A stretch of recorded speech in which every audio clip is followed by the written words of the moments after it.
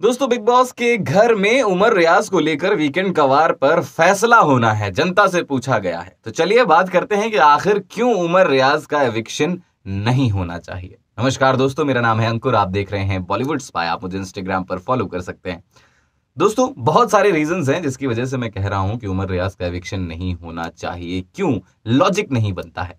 चलिए दोस्तों, सबसे पहले आपको एक बात बताऊं कि अगर आप कोई भी एक शो टेलीविजन पर देखते हैं या आप यूट्यूब पर शो कर रहे हैं या आप खुद एक कंटेंट क्रिएटर हैं या कोई किसी भी तरीके का कंटेंट बन रहा है, तो वो तभी चलता है कि जब जनता उससे कनेक्ट कर पाती है, जब जनता उसके साथ सिंक में होती है। समझ रहे हैं आप? वो कंटेंट जनता को समझ में आ रहा होता है। अब यहां पर जो बिग बॉस ने फैसला लिया है, सबसे पहले तो यही जनता को समझ में नहीं आ रहा है। क्यों? क्योंकि जिस तरीके से ये सीजन चला है, यहां पर जब उमर रियाज और प्रतीक के बीच में जो कुछ भी हुआ, यहां पर प्रतीक का कोई रिएक्शन नहीं था।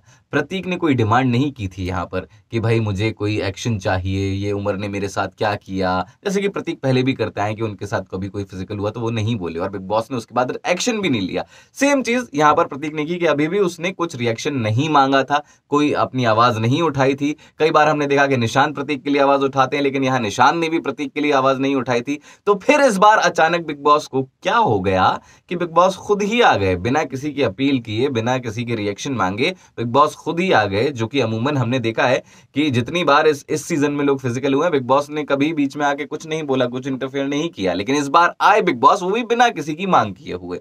और यहां पर आपने जो है जनता के हाथ में फैसला छोड़ दिया। पहली चीज तो जो लॉजिक दिया गया कि भाई आपने बिना प्रोवोक किए जो है फिजिकल हुए हैं, तो वहां वो वाली कहानी खत्म हो जाती है। उस पर तो हम पहले ही बात कर चुके कि भाई प्रोवोकेशन तो वहां भी था, किसी पर पानी डाल देना प्रोवोकेशन होता है।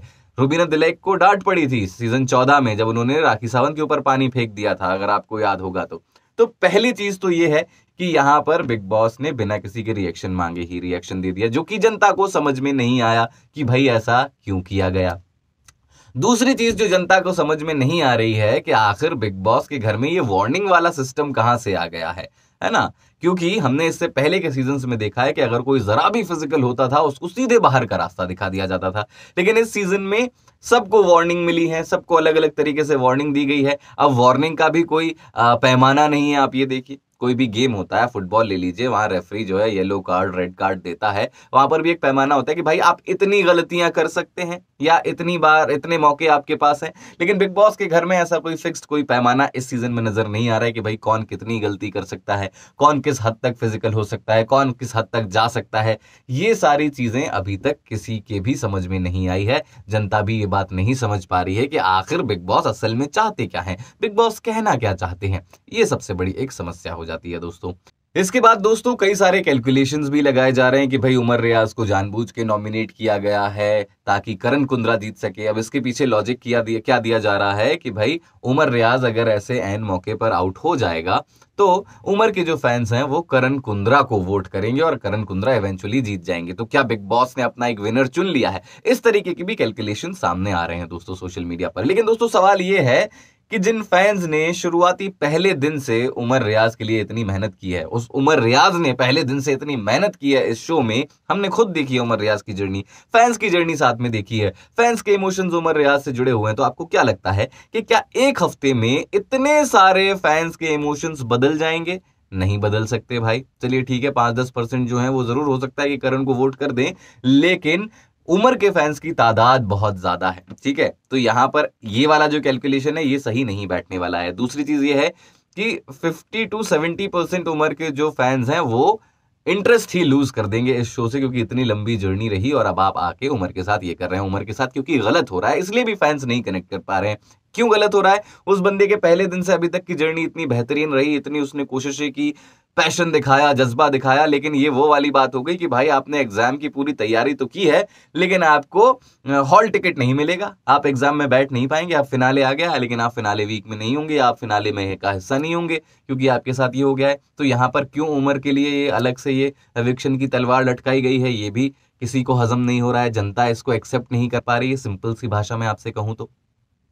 वहीं दोस्तों दूसरी तरफ जनता ने सब कुछ एक्सेप्ट किया है, उमर के फैंस ने सब कुछ एक्सेप्ट किया है। आपने उमर को हर वीकेंड का वार पे अग्रेसिव डॉक्टर आप करते रहे, उसका प्रोफेशन जो है वो हर बार घसीटा गया, वो भी जनता एक्सेप्ट करती चली गई, बाहर से उमर को सपोर्ट करती हुई चली गई।